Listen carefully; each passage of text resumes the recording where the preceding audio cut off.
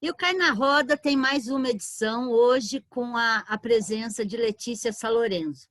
Letícia é jornalista e linguista e faz as melhores críticas de mídia que eu já li na minha vida. Pode parecer pouco, mas um título pode definir uma eleição. Vários títulos reunidos são quase um golpe. Então, é um tema que a gente tem que colocar na roda e hoje vocês vão ter esse prazer com Letícia aqui no Cai na Roda. Letícia, começo eu. Em cima da tua tese, que foi exatamente as manchetes dos jornais na eleição de 2014, isso que está no seu livro, ia falar dele agora, porque a gente faz lição de casa. Eu gostaria que você fizesse um paralelo entre o que aconteceu em 2014 e o que aconteceu em 2018. Se teve esse mesmo peso de manchetes manipulando a eleição no país.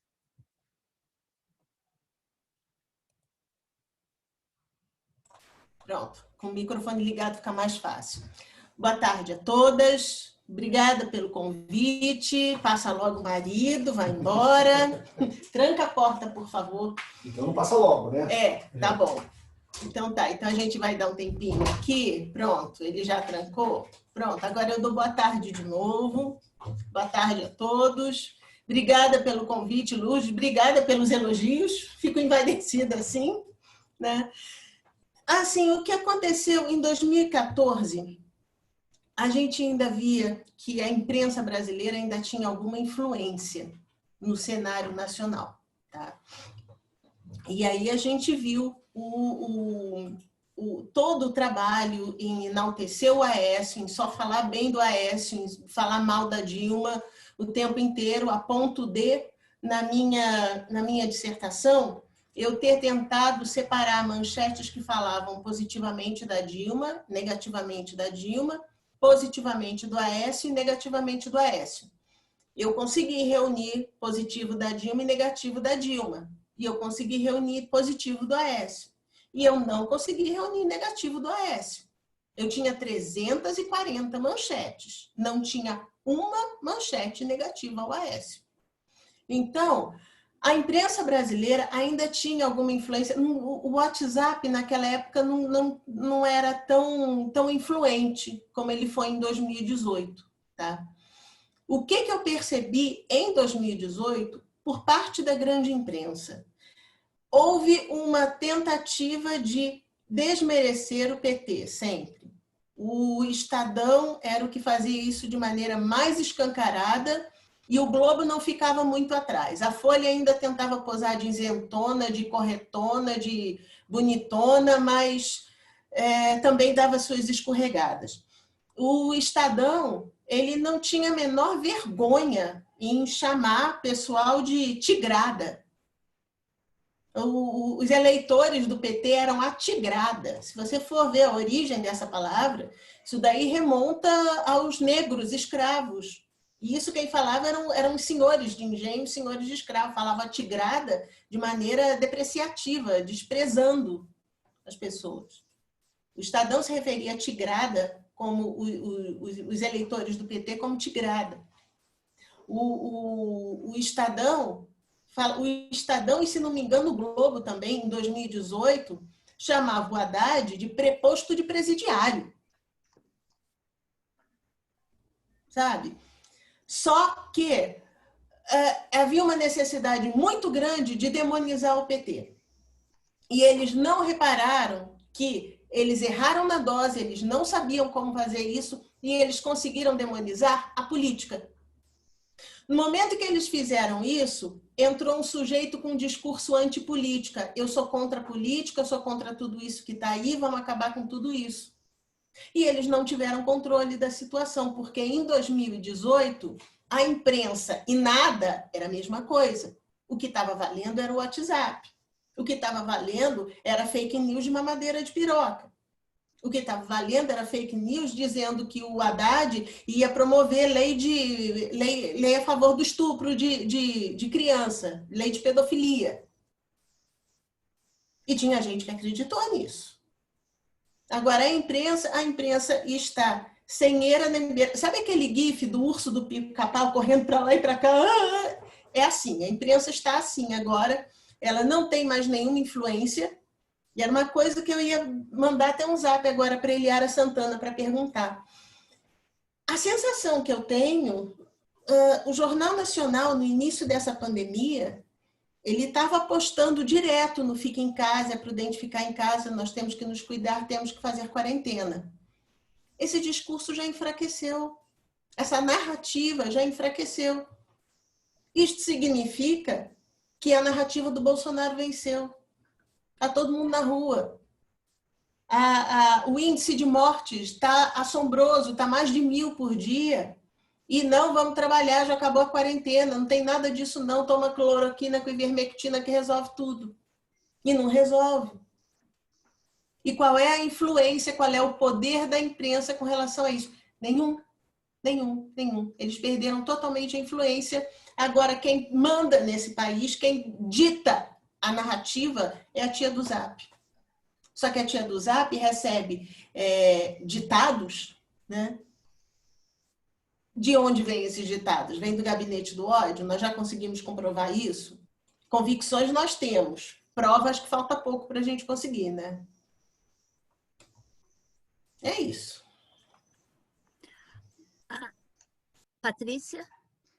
Acho que a Gabi ia falar. Pode falar, Gabi.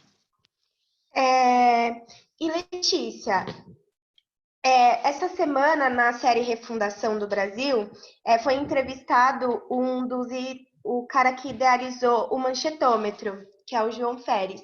E ele comenta, né, que eles também fazem essa análise de manchetes e tudo mais, e ele comentou assim que na percepção dele, a partir dos dados que ele coletou, a imprensa tratava a notícia de política batia muito mais no governo Dilma, nos governos Lula, do que agora no governo Bolsonaro. Você acha que a imprensa ela deixou de bater tanto no governo porque ela perdeu esse espaço para as redes sociais, ou ela faz isso porque ela está se omitindo mesmo? A imprensa tem nome e sobrenome. O motivo da imprensa não bater muito no Bolsonaro é Paulo Guedes. Enquanto o Bolsonaro mantiver alguma esperança ou alguma chance de cumprir com a agenda neoliberal dos poderes financeiros brasileiros, o Bolsonaro estará garantido. No momento que ele aloprar e disser ele está fritando o Guedes, quem vai entrar no lugar do Guedes? Vai ser um general? Com que intenções? Fazendo o quê? Que agendas? Então, eu acho que quem responde isso ainda é a agenda econômica. Enquanto se mantiver a agenda de privatização, a agenda de corte de direitos trabalhistas e de direitos sociais e de programas sociais em prol de privatização e de monetização do capital financeiro, o Bolsonaro está garantido. E dane-se as mortes, as mais de 1.000 mortes diárias. Letícia, de 2018 para cá, né, já são 2 anos aí, vamos dizer que em 2018 a esquerda foi pega de sopetão, ninguém sabia o que estava acontecendo no submundo do WhatsApp, né, no meio da eleição, mas de lá para cá já deu um tempinho para o pessoal se inteirar do assunto, enfim, o Tribunal Superior Eleitoral também discute isso, como combater fake news, etc. Queria que você desse uma analisada sobre a comunicação da esquerda hoje, o que estão errando, o que deveriam estar fazendo. Se alguém disser que a esquerda foi pega de supetão em 2018, a minha vontade é encher essa pessoa de supapo. Porque não foram pegos de surpresa, foram avisados, reavisados, superavisados, reavisados de novo. Tá? Quantas vezes a gente viu o pessoal na imprensa anunciando o estrategista de Trump está chegando ao Brasil? Oi? Ninguém viu o que aconteceu em 2016 nos Estados Unidos? Aí estão anunciando que o pessoal que fez a estratégia do Trump nos Estados Unidos está chegando ao Brasil e não acendeu sirene vermelha? Ninguém saiu correndo desesperado? Eu me lembro muito bem de um post do Emerson Luiz, que foi uma das pessoas que cuidou do Muda Mais em 2014 e que foi uma experiência muito positiva para a esquerda brasileira, né? Eu vi várias vezes, eu trabalhei no Muda Mais, eu vi várias vezes a gente segurar na unha situações que nas próprias redes sociais, em Facebook, Twitter, a gente iria apanhar. A gente segurou na unha. E boa parte do que a gente conseguiu em 2014, a gente deve sim ao Muda Mais. Por mais que várias pessoas lá dentro digam que não, o Muda Mais não cumpriu com o que prometeu, o escambau. Tá? Perdão, qual foi sua pergunta? Eu me perdi já. Situa para contextualizar para quem está assistindo e não conhece Muda Mais, situa um pouquinho para a gente do trabalho de vocês e a análise, a pergunta foi uma análise do que a esquerda está fazendo errado ainda desde 2018 em termos de comunicação nas redes. Isso. Bom, Muda Mais foi a campanha digital da Dilma em 2014. Nós fizemos uma campanha em Facebook, Twitter, Instagram ainda não havia naquela época. Nós começamos a usar o WhatsApp de maneira idônea, tá? Nós passávamos o que saía publicado no Muda Mais, a gente no blog do Muda Mais, a gente mandava pelo Zap. A gente tinha vídeos, fazia uma série de reportagens. Foi um material de campanha. Tá? E foi um material muito bem sucedido, a gente sabia, a gente tem uma capilaridade orgânica, natural nas redes, a esquerda tem essa característica e é muito mal aproveitada, é muito mal explorada hoje em dia. Tá? Em 2014 ela funcionou direitinho. Em 2018, eles não sabiam o que fazer, o PT estava mais preocupado com Lula ou não Lula do que com a campanha em si. E isso se refletiu. A campanha do Haddad estava completamente sem cabeça. Não tinha uma ideia, não tinha um norte, não tinha uma proposta de comunicação naquela campanha. Não tinha nada, nada, nada, nada. E o pessoal não entendeu o que aconteceu. Nós estamos agora... essa falta de compreensão, ainda em 2018... Não muito, mas ainda dá para dizer, a gente não sabia o que acontecia. Agora não dá mais, não. Agora não dá mais. Porque tem um documentário na Netflix chamado Privacidade Hackeada. Dever de casa, todo mundo assistindo. Segunda coisa, além desse documentário, tem um livro da Brittany Kaiser chamado Manipulados.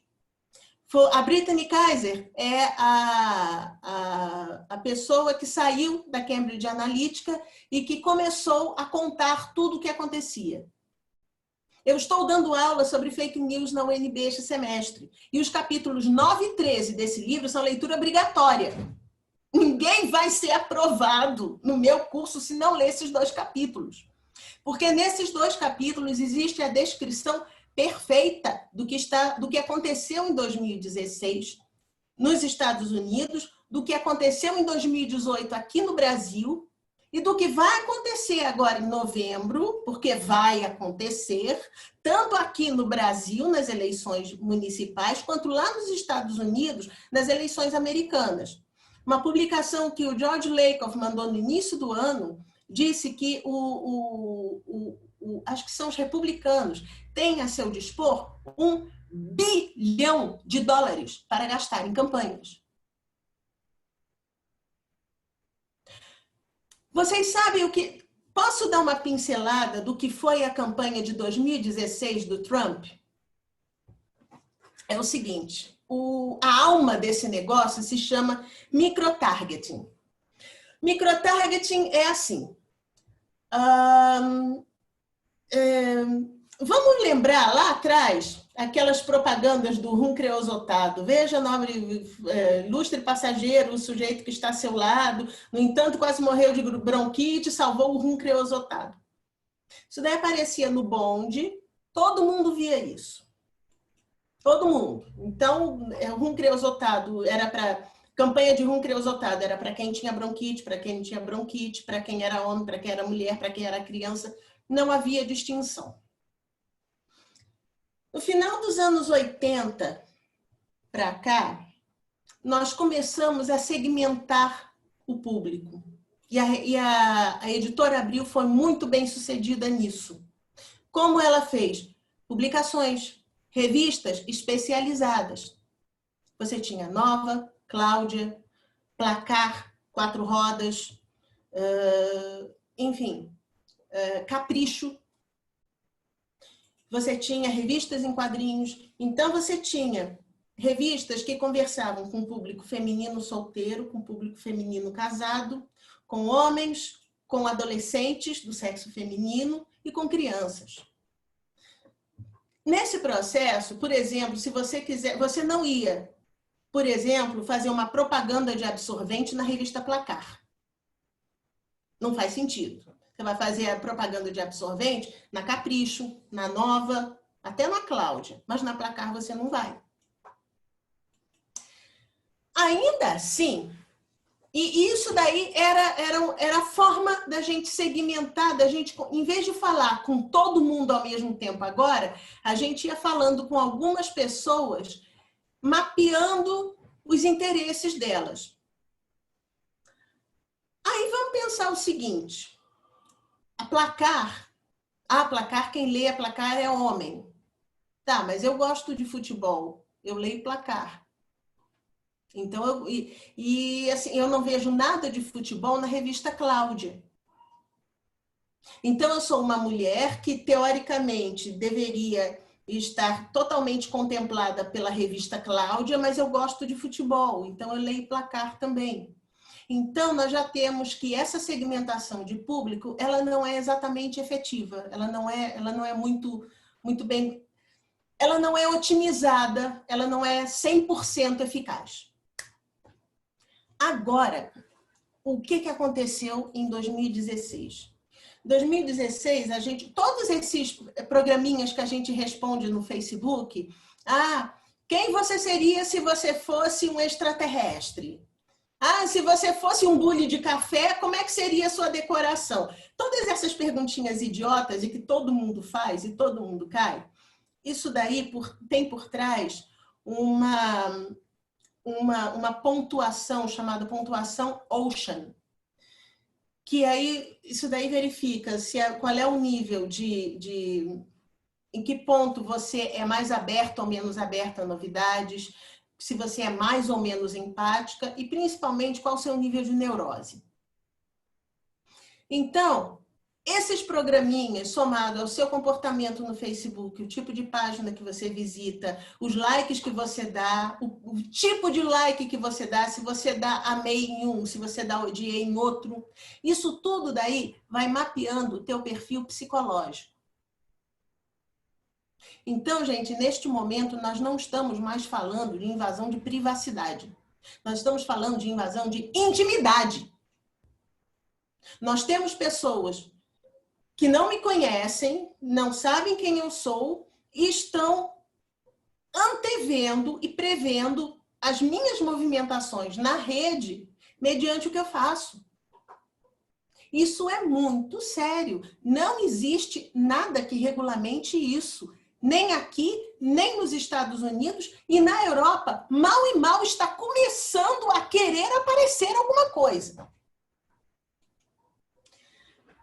Aí, em 2016, a gente tinha esse mapeamento no Facebook dos eleitores americanos. Eles tinham, se não me engano, acho que eram 500 pontos de informação de milhões e milhões e milhões de eleitores.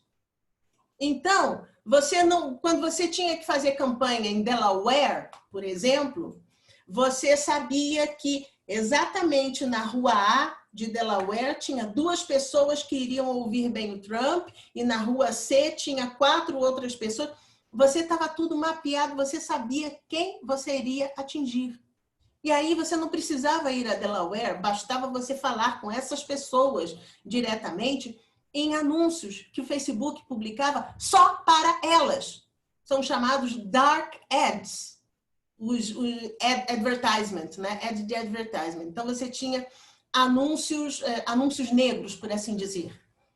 Então, se, por exemplo, a Patrícia é a mais propensa de nós todas aqui a ouvir falar, a receber mensagem do Trump, porque no fundo ela odeia petralha, vamos fazer de conta que isso é verdade. A Patrícia, e só a Patrícia iria receber um vídeo repleto de fake news, com mentiras e mais ninguém. E isso daí iria incentivar a Patrícia a ainda mais propagar toda a má sensação, toda a má impressão que ela tinha do PT e falar bem do Bolsonaro. Mas eu já tô usando exemplo aqui do Brasil. O Trump, ele fez isso. O Trump, ele pegou ele depreciava Hillary de qualquer jeito. A campanha não foi vamos falar bem de Trump. A campanha não foi vamos apresentar o programa de governo de Donald Trump. A propaganda do Trump foi vamos denegrir Hillary Clinton. Vamos destruir a reputação de Hillary Clinton. E eles conseguiram. Então, o Trump tinha momentos em que ele tinha vídeos que ele depreciava Hillary Clinton e que ele era extremamente misógino, machista, e ele falava coisas assim asquerosas. E isso só aparecia para homens que concordavam com ele. Esse vídeo não aparecia para mulheres. E se você for procurar esses vídeos, eles não existem mais.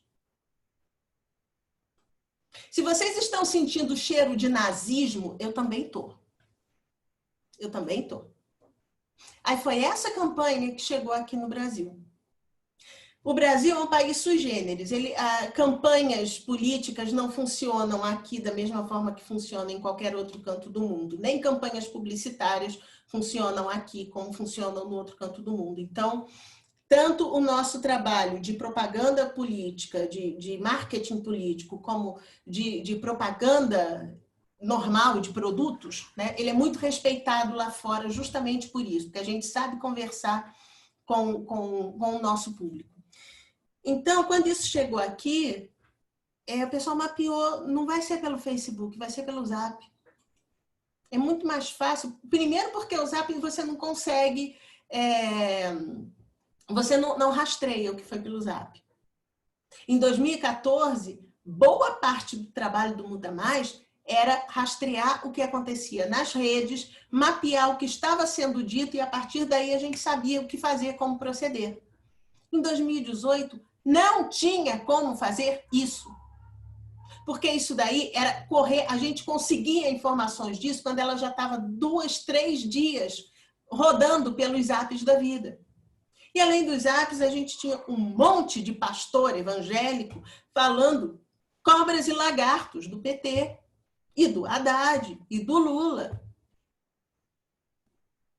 Então, como é que a gente... Entendam, a campanha, de forma alguma, sob nenhum aspecto, ela foi uma campanha limpa. Não foi.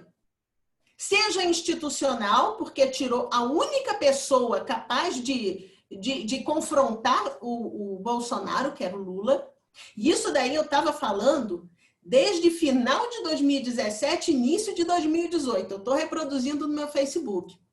Toda vez que você tinha Bolsonaro, você tinha Lula, Bolsonaro, brancos, nulos e abstenções. Eu chamo esses três, branco, nulo e abstenção, de TFE, trio fode eleição. Que é o que aconteceu. E foi o que aconteceu. Nós tivemos uma série de votos brancos, uma série de votos nulos, abstenção que nunca aconteceu antes, e nós tivemos o Bolsonaro mais votado do que o não Lula. Porque o Haddad, mais um pouquinho ele até levava, mas o Haddad era o não Lula. E qualquer que fosse para lá, Haddad, Ciro, Amoedo, quem quer que fosse, era o não Lula. Quem tinha que estar no segundo turno contra o Bolsonaro era o Lula.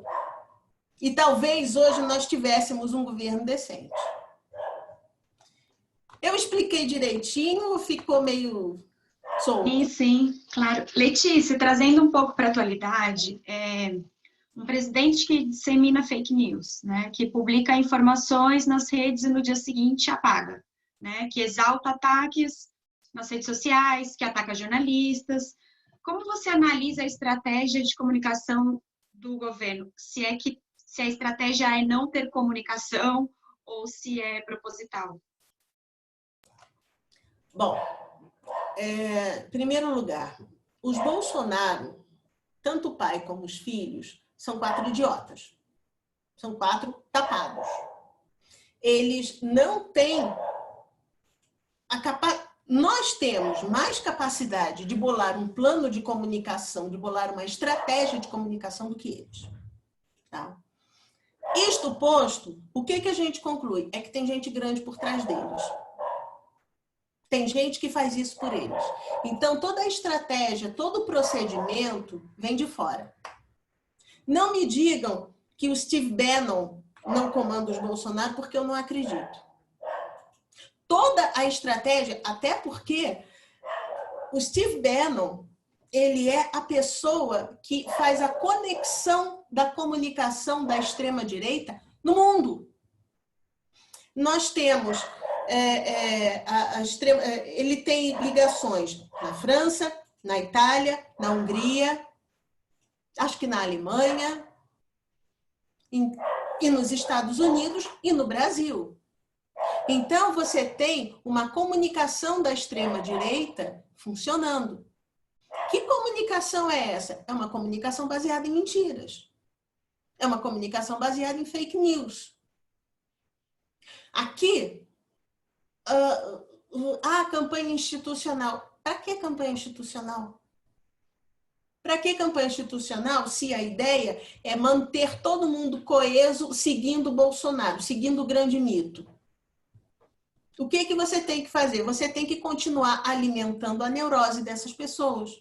Você tem que continuar alimentando a desconfiança, o medo, e é isso que está acontecendo. Nós temos uma realidade de um presidente verdadeiramente populista, populista de direita, que trabalha com inimigos. O Bolsonaro só existe se ele houver um antagonista. O Bolsonaro nunca vai governar, porque se ele conseguir eliminar todo mundo, ainda assim ele não vai saber o que fazer. No momento ele está lutando contra inimigos. Então, como ele faz isso? Disseminando fake news. Letícia, quando a gente fala de comunicação, a outra parte, a parte atingida, a parte que vai para as redes sociais. Então, eu sou impactada por uma notícia e essa notícia me leva para o Facebook para fazer um comentário, ou no Twitter para fazer um comentário. Eu vejo críticas suas à atuação das pessoas no Facebook. Tem uma maneira de agir que você está colocando lenha na fogueira do inimigo. Você está aquecendo o discurso do inimigo. Coloca para a gente como é que é a forma errada de entrar de comentar uma matéria que te impactou do oponente, vou colocar dessa forma. Bom, fenômeno das fake news, tá? Bom, para começo de conversa, mentira. Você tornar uma mentira funcional para conseguir uma coisa com ela é uma coisa que qualquer criança faz. Você tem uma criança de 3 anos mentindo. Não, mãe, não fui eu que quebrei o vaso, não. Foi o Batman. Uma criança de 3 anos sabe que se estruturar uma narrativa de outra maneira que não a real, ela vai conseguir um efeito que ela deseja, ou seja, não ser punida. Você leva isso para coisa de adulto. Fake news é mentira. Mentira funcionalizada, ou seja, alguém está mentindo para conseguir um efeito final, para ter um resultado final. Essa mentira, ela só funciona se aqui no meio houver uma mídia de propagação rápida, imediata, de grande volume. As fake news só existem graças às redes sociais, graças à internet, graças ao WhatsApp. Sem isso, não funciona. Então, uma das características desse fenômeno é quem passa fake news, quem conta uma mentira, essa pessoa conta com que isso seja espalhado e disseminado. Então, e isso é uma das estratégias do firehosing, que tem um artigo acadêmico sobre isso da Rand Corporation, tá? Como é que é? The Firehose of Falsehood of Russia. Eu acho isso muito legal. Você tem um estudo, mas é em cima da Rússia, sabe? Aí você vê todas as estratégias que a Rússia usa, são estratégias que os Estados Unidos também usam. É muito interessante esse texto. Mas, então, a ideia básica, a fake news só vai funcionar se a narrativa deles só vai funcionar se ela for propagada em grande volume. Quem propaga as mentiras do lado de lá, a grande maioria é de robô. Quem propaga do lado de cá é gente real, é gente de carne e osso, que comenta e interage e diz que isso é um absurdo e que não sei quem, não sei o que lá, e reproduz. Eu vou dar um exemplo. Digamos que Bolsonaro disse que pular de precipício é legal. A gente sabe que isso é um absurdo. O que a gente vai fazer? O pessoal fica, olha só, da RT. Olha que absurdo que esse homem está falando, ele está dizendo que pular de precipício é legal. Aí a Patrícia fala, não acredito que o presidente disse que pular de precipício é legal. Aí vai a Ana Gabriela, gente, o Bolsonaro está dizendo que pular de precipício é legal. Aí a Cíntia, olha só, como assim pular de precipício é legal? Esse homem está louco. Aí vai a Lourdes, olha gente, o Bolsonaro está dizendo que pular de precipício é legal. Então, todas nós repetimos a ideia. Pular, associamos a ideia de precipício, pular de precipício e associamos a sensação de legal. Nós repetimos, a ponto de, daqui a 2, 3 dias, a ideia de pular de precipício não está mais soando tão absurda. Só que pular de precipício é um absurdo. E ninguém fala isso. Ninguém fala isso. Agora, em vez aí o que a Globo faz? A Globo vai no Jornal Nacional, ela chama especialistas em física e eles demonstram que pular de precipício é letal. Aí vem um outro especialista em não sei das quantas e diz que pular de comportamental e diz que pular de precipício é um atentado à vida. Ou seja, mas a Globo está falando óbvio. Tá, porque ninguém está falando óbvio hoje em dia. Está todo mundo reproduzindo absurdo. E é isso que eles querem. Se vocês pararem para pensar direitinho, a ideia de que o PT é corrupto não soa tão absurda para a gente. Há quanto tempo a gente está ouvindo isso? Que só tem corrupto, só tem ladrão no PT. Existem 200 juristas que falaram, que disseram que o trabalho que o Moro fez na Lava Jato é um trabalho imprestável. Um trabalho extremamente questionável. Cadê a gente reproduzindo isso? Cadê a narrativa da esquerda? Nós reproduzimos a narrativa da direita. Por mais que a gente negue, a gente está reproduzindo o que eles falam.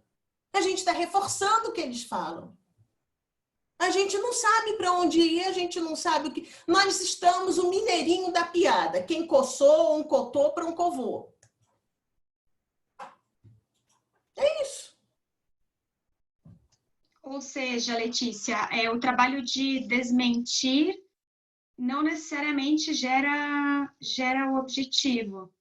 Seria melhor reforçar discursos do que desmentir absurdos, por exemplo. o principal é você não citar o que eles dizem. Porque no momento em que você repete o que eles dizem, você está reforçando. E não adianta dizer, eu não vou dar RT no tweet do Carluxo, eu vou dar um print da tela, porque você está reproduzindo a ideia dele. Então, a ideia é, ele está falando besteira? Deixa ele falar besteira. Esquece a besteira que ele está falando, porque ele está falando sozinho. Se você der público para ele, aí ele vai crescer. É isso. Mas hoje em dia eles já não estão falando, eles falam dentro, existem bolhas na internet, né? Vamos colocar assim, tem a bolha da esquerda, o próprio algoritmo das redes sociais faz você só seguir pessoas, você tem essa opção, inclusive, de seguir só quem você quer e ficar dentro da sua microbolha. Eles também têm uma microbolha. Se a gente, isso não eu queria entender em que medida isso não bate nessa situação da gente não deixar algo que deveria ser desmascarado passar batido pela gente. Porque me lembra muito aquela história de Bolsonaro tá aí essa coisa no poder, porque quando ele falava besteira lá no programa da Luciana Genro, todo mundo aplaudia ou retuitava, e ninguém desmontava o que ele estava falando, né? Então, eu entendi se na prática o correto, não só do lado da imprensa. Do lado da imprensa eu entendi que desmontar, você me corrija se eu entendi errado, mas eu entendi que o papel da imprensa é desmontar a mentira. Agora, para quem está atuando nas redes sociais, que quer militar em favor de uma causa, ou enfim, para a esquerda que milita nas redes sociais, qual é a prática que deve ser adotada?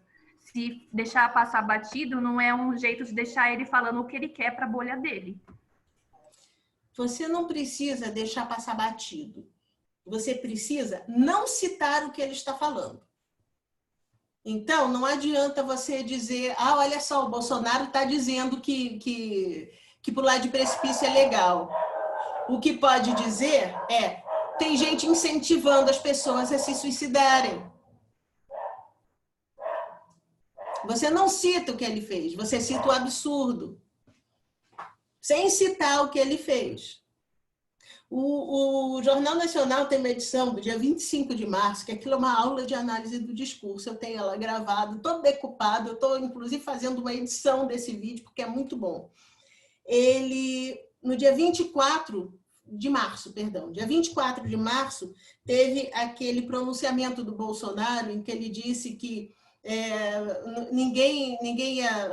com o meu histórico de atleta, eu não vou ficar doente porque isso é só uma gripezinha. No dia seguinte, o Jornal Nacional, eu acho que foram 47 pessoas que o Jornal Nacional arregimentou para falar contra o Bolsonaro. Fernando Henrique Cardoso, presidente da Câmara, presidente do Senado, presidente do STF, membros, médicos de não sei quantas associações de médicos, deve ter umas 15 associações, líderes do mundo inteiro falando, eu não lembro mais qual era a frase que eles repetiam, mas acho que fique em casa. Eu lembro, fizeram comparação com 5 presidentes de outros países, e cada um, como que eles falavam que as pessoas deveriam agir, né? E eles falavam, fique em casa. Foi uma edição maravilhosa, acho que era fique em casa. Eles botaram fique em casa em português, francês, espanhol, alemão, inglês, todo mundo dizendo, com os líderes do mundo inteiro dizendo fique em casa, em várias línguas diferentes. O nome disso é reforço de frame. O frame é esse, gente. Fique em casa. Se cuide. A pandemia é perigosa. E não dizer, olha só, o Bolsonaro está dizendo que a gente pode ir para a rua. Não. A gente tem que dizer, galera, vamos ficar em casa porque é perigoso. É isso que a gente tem que falar. Nós temos que ter uma narrativa própria. Nós temos que ter frases nossas. Nós não vamos pegar a frase dele e aplicar no nosso discurso, porque isso não funciona. Nós temos que ter discurso próprio. Letícia, e como você analisa como a mídia progressista está fazendo frente a todas essas coisas, principalmente em relação à direita? Estamos no caminho certo? O que precisamos melhorar? Não estão no caminho certo, não estão. De novo, gente, Nós precisamos de uma narrativa nossa. Nós não temos nem o que falar. O que o PT está falando? Qual é o grande discurso do PT agora? Ah, o PT defende você? Ok, tá bom. E aí? É só isso que vai falar? A gente precisa de mais estofo nesse discurso. A gente precisa de mais força nisso. E a gente precisa mostrar para o trabalhador que ele está desamparado, sim. Que esse negócio de empreendedorismo não é para qualquer um. Ninguém... hoje eu vou ser empreendedora. Ai, que lindo, pronto, já virei, já tenho sucesso. Não, não é assim. Não é assim, pelo mesmo motivo que um vestido que fica bem em mim, talvez não fique bem em você, porque o meu corpo é diferente do seu. Muito provavelmente, se eu for uma boa empreendedora, não necessariamente você vai ser uma boa empreendedora e vice-versa. A gente tem que explicar isso, porque o trabalhador acha que não, é só eu dependo apenas de mim para sobreviver, e não é. Nós tivemos 10, 12 anos lá para trás, em que, com o empurrãozinho do governo, a gente cresceu horrores. O indivíduo, o cidadão, cresceu horrores. A gente tem que entender isso e a gente tem que mostrar para o trabalhador que o trabalhador está sem eira nem beira. O trabalhador não tem futuro, o trabalhador tinha um passado, o presente está uma bosta e ninguém sabe o que será do futuro, porque não sabe. Você quer ver uma coisa? Reforma da Previdência. Quando eu falo minha casa foi reformada, o que você pensa? Você pensa que é um perrengue, que é temporário e que no final desse temporário, que vou ter dor de cabeça, vou ter problema com o pedreiro e tal, não sei o quê, vou gastar os tubos, mas no final a minha casa vai ficar melhor. Vai ficar mais funcional, vai ficar mais bonita, vai ficar mais confortável. Então, a ideia de reforma é essa. É um perrengue temporário que no final vai funcionar. Aí eu digo que o que aconteceu com a Previdência é uma reforma. Por que ninguém diz que é destruição da Previdência? Vocês viram? É uma palavra que a gente use e que comunica tudo. Está aí o título Jair Rousseff, que não me deixa mentir.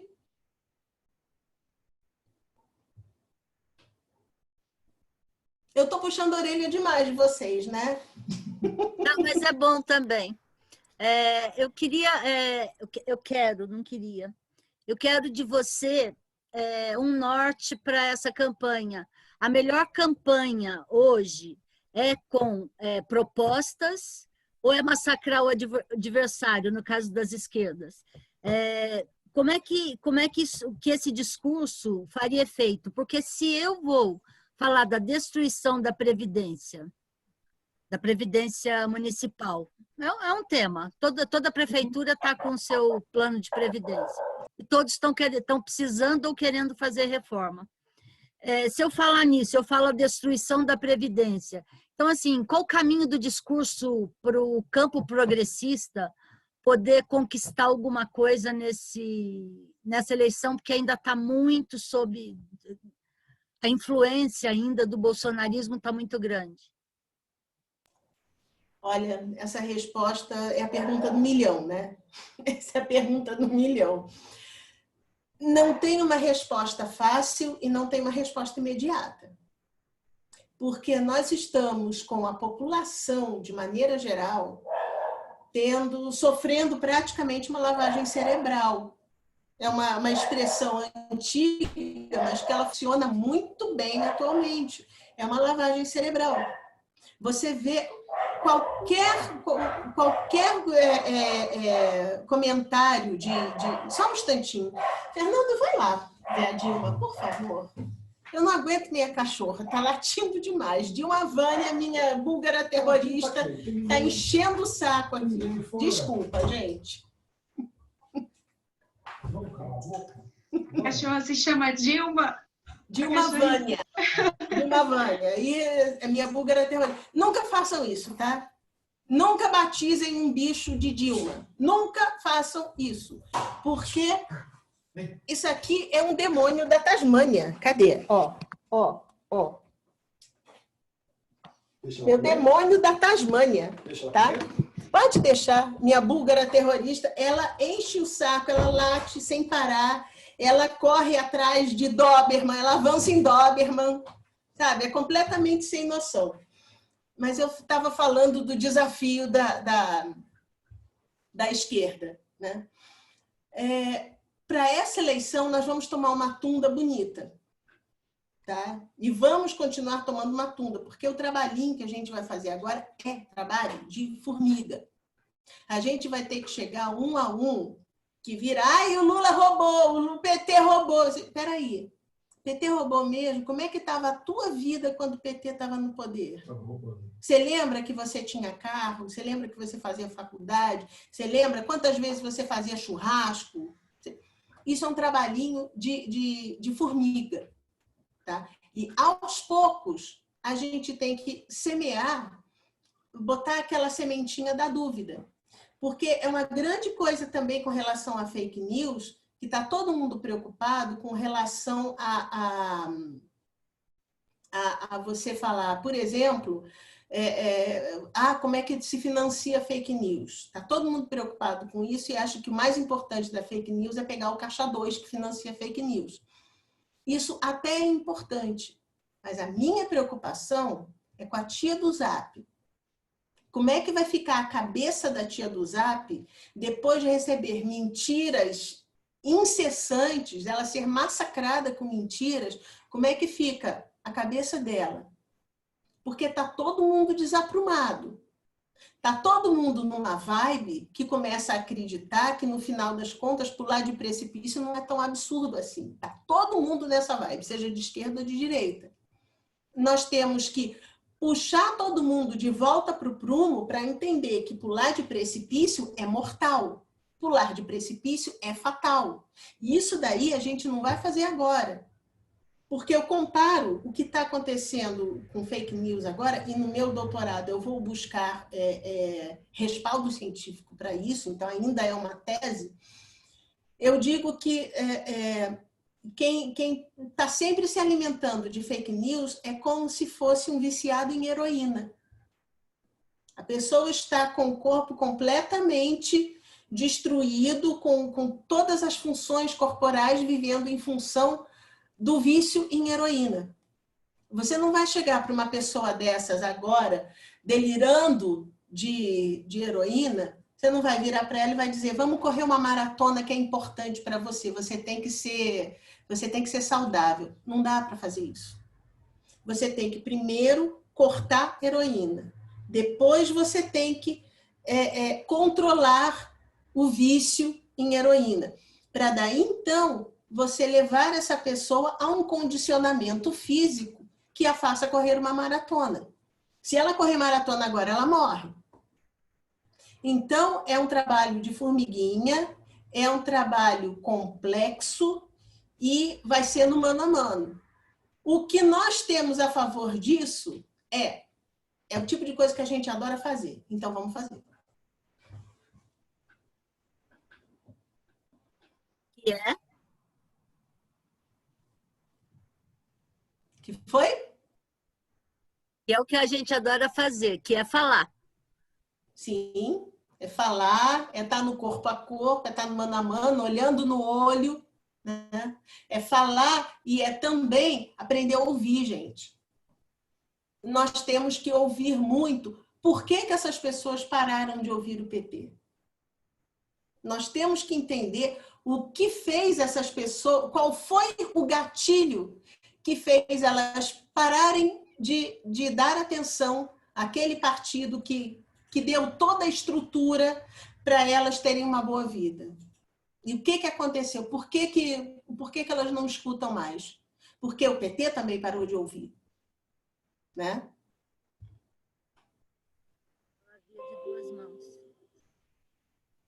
Quem está se propondo a fazer perguntas, senão eu continuo, porque a prosa está boa. Então sou eu.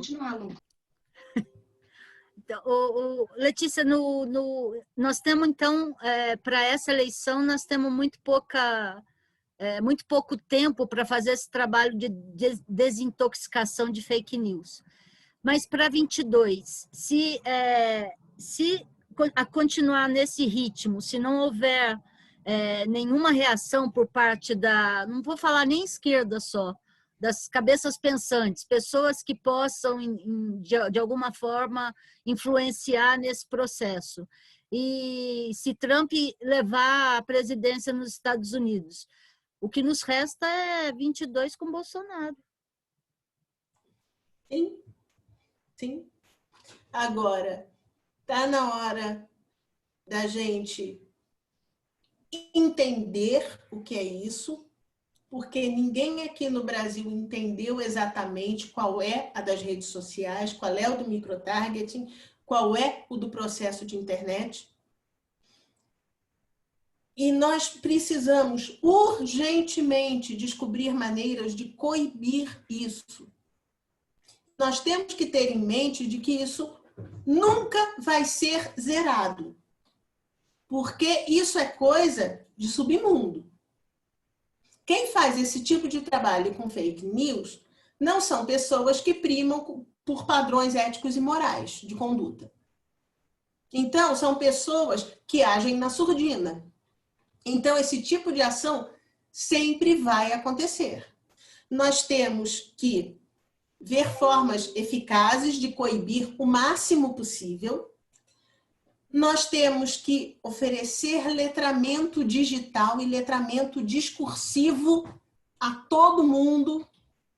Nós temos que voltar a fazer a tia do Zap desconfiar de tudo que ela recebe, porque há 10, 15 anos, éramos nós, quando a gente mostrava uma coisa que tinha na internet, a gente ouvia da tia, e você acredita nessas coisas? Não, não pode ficar acreditando nisso, não. Agora são elas que acreditam e vêm mostrar para a gente. A gente tem que reverter isso, a gente tem que dar esse letramento discursivo e esse letramento digital a essas pessoas. As pessoas têm que entender qual é o objetivo de se disseminar uma mentira. As pessoas têm que parar para pensar quem ganha e quem perde com essa mentira. E como essa mentira é estruturada e contada. Porque o modus operandi deles é claro. E ele não varia muito, não, gente. Não varia muito. Você tem sempre a construção da ideia de que existe uma conspiração mundial para que você tenha um chip na cabeça e seja controlado e tal. Então, existe uma informação, o modus operandi deles é muito parecido, é muito semelhante, e isso é fácil de evidenciar, é fácil de mostrar. Nós temos que mostrar isso à população. Agora, só para concluir, Lula livre é importantíssimo, mas não é a única coisa a se fazer. Até porque Deus me livre e guarde de estar falando uma coisa dessas. Mas, como muito bem dizia minha avó, o Lula está aí que não sabe se até o fim do ano está vivo, porque ele já tem 74 anos. Como é que vai ser o PT depois do Lula? É uma pergunta que o Estadão faz até hoje de maneira extremamente grosseira, estúpida e ignorante. Mas é uma pergunta a ser feita. O que vai acontecer com o PT quando o Lula deixar de existir?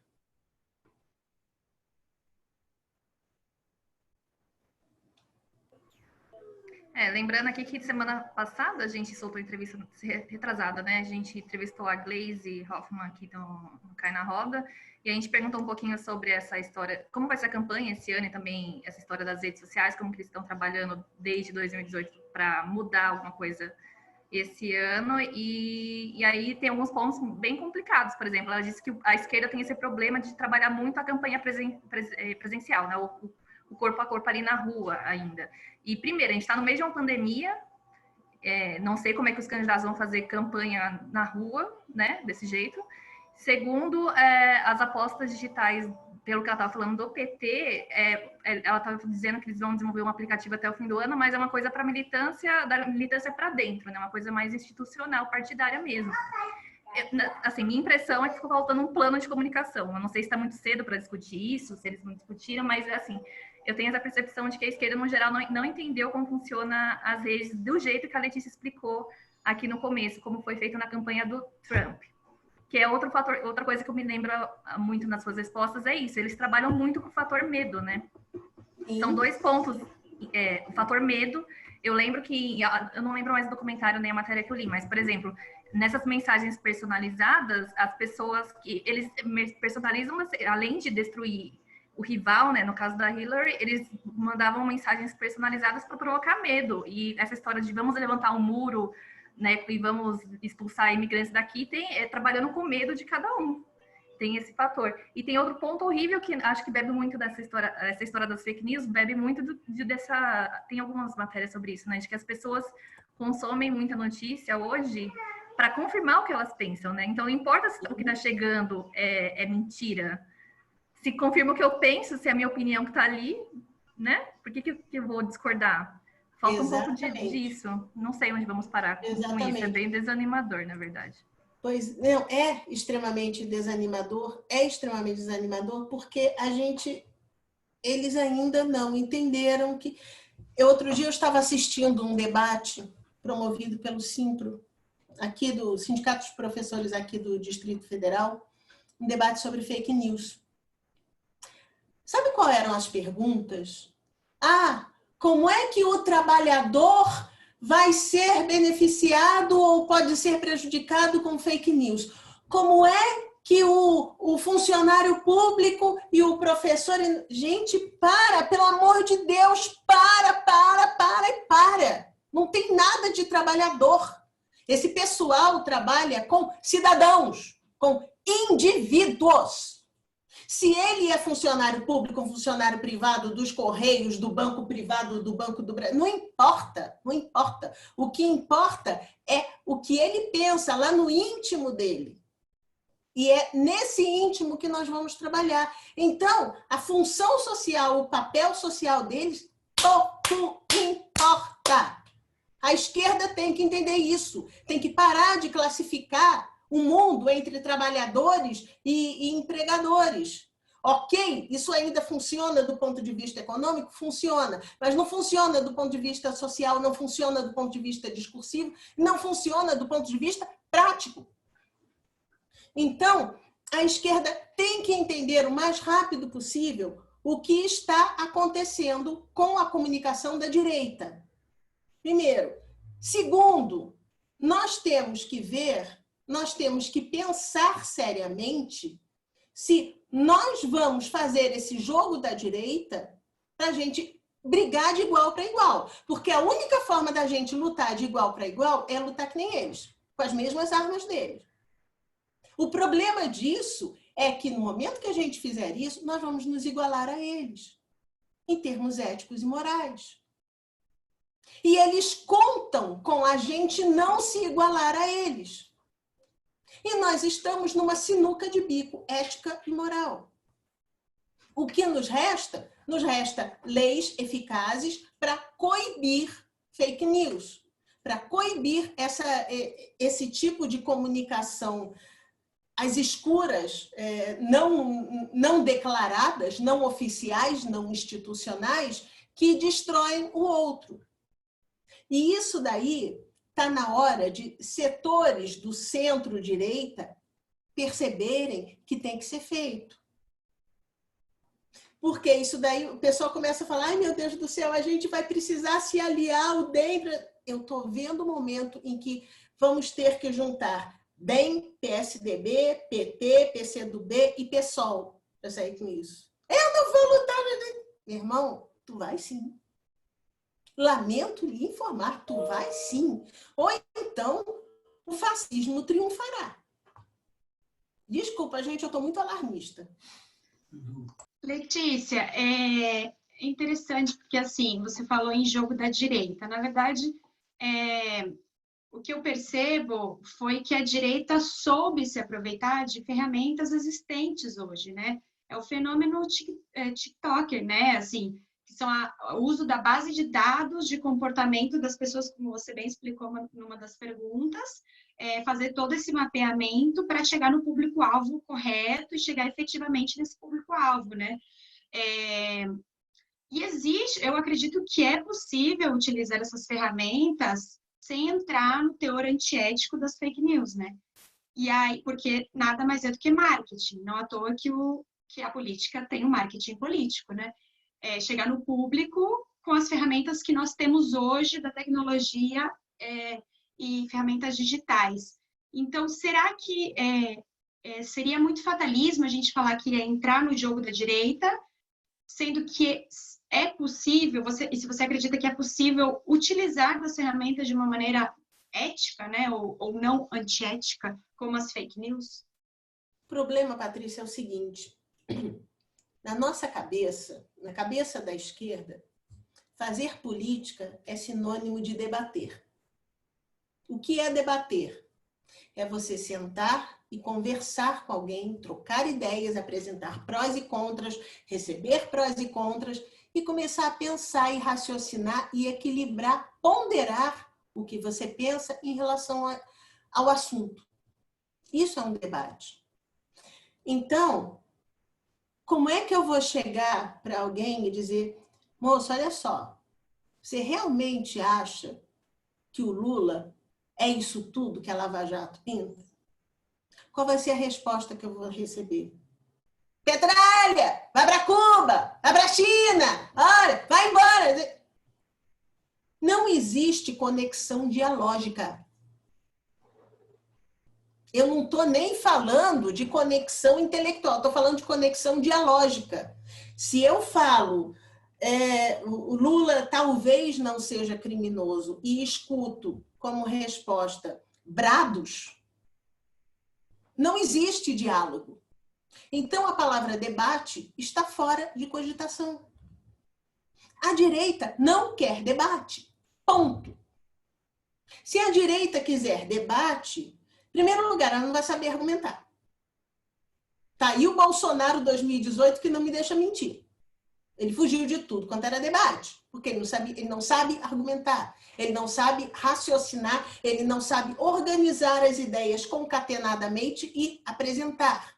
Por isso eu digo que tanto ele como os filhos dele são idiotas, eles precisam de alguém comandando ele por trás. Se o Bolsonaro debater, ele vai perder. Então ele não vai debater.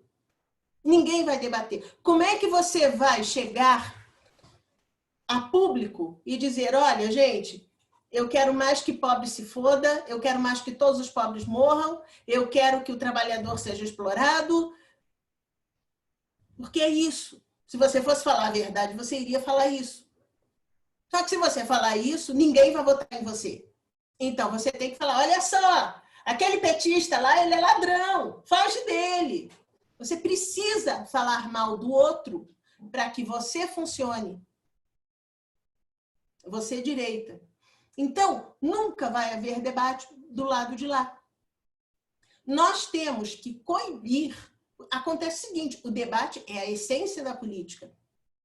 Nós temos que insistir isso. 2018 não vai rolar. 2020 não vai rolar, esquece. 2022, eu começo a desconfiar que talvez não.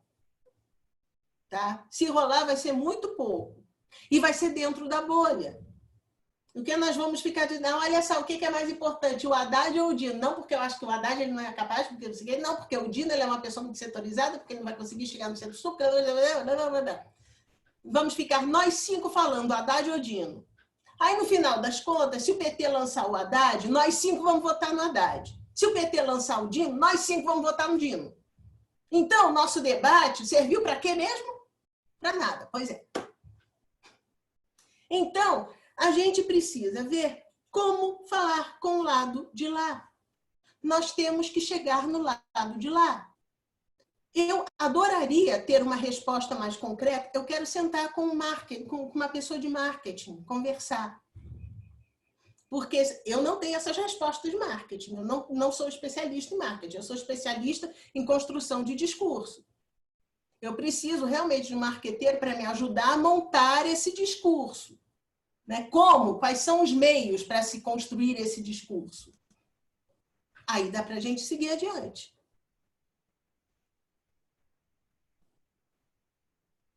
Então, alcançamos o nosso tempo aqui de entrevista com a Letícia, que foi muito bom, apesar das lapadas que nós levamos como imprensa alternativa. Desculpa! Não, foi ótimo, foi ótimo. É bom, a gente também tem que ter uns cutucão em termos de discurso, de como coloca a notícia, também é importante. Nós temos o nosso papel nesse momento e levar uns beliscãozinhos também faz parte. Eu queria muito te agradecer, viu, Letícia? Foi muito bom. E as portas do GGN sempre abertas para você, para mais novos papos, porque é muito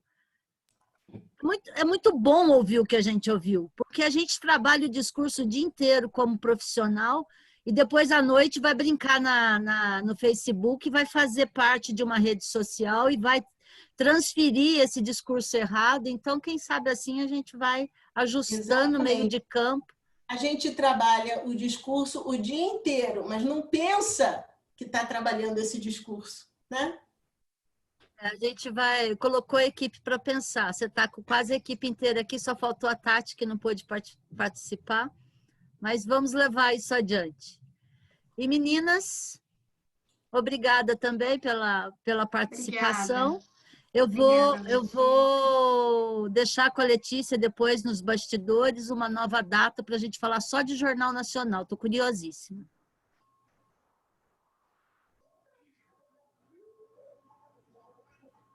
Acabou? Não. Acabou.